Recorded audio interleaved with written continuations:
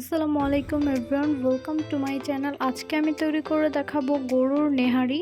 নেহারি তৈরি করার জন্য এখানে আমি পরিমাণ মতো গরুর পায়া নিয়েছি আর নিয়েছি হাফ কেজির মতো গরুর মাংস। সবগুলোকে আমি ভালোভাবে ধুয়ে নিয়েছি। যে পাত্রে নেহারিটা রান্না করব তার মধ্যে সবগুলো দিয়ে দিচ্ছি 3 টেবিল চামচ আদা বাটা, 3 টেবিল চামচ রসুন বাটা, 1 টেবিল চামচ পেঁয়াজ বাটা, দিয়ে দিচ্ছি তেজপাতা, দারচিনি, এলাচ, লবঙ্গ, কালো গোলমরিচ।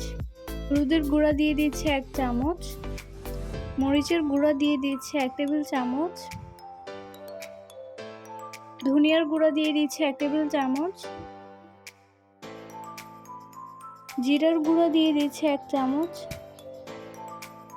গরম মশলার গুঁড়া দিয়ে দিচ্ছি 1 চামচ, দিয়ে দিচ্ছি পরিমাণ মতো লবণ, কাঁচামরিচ দিয়ে দিচ্ছি পরিমাণ মতো,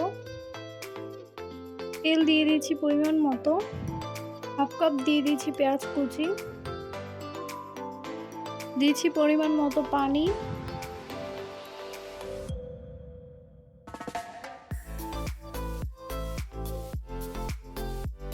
সবগুলোকে ভালোভাবে নেড়েচেড়ে মিশিয়ে নিয়েছি। চুলার আঁচ হাইতে রেখে বলক আসার আগ পর্যন্ত অপেক্ষা করতে হবে।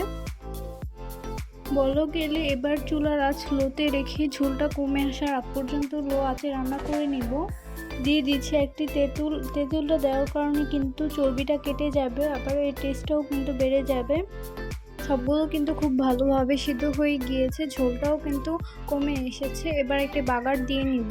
চুলায় একটি প্যান বসিয়ে দিয়ে দিচ্ছি পরিমাণ মতো তেল, দিয়ে দিয়েছি হাফ কাপ পেঁয়াজ কুচি, 1 টেবিল চামচ রসুন কুচি। এবার এগুলোকে বেরেস্তার মতো ভেজে নিব।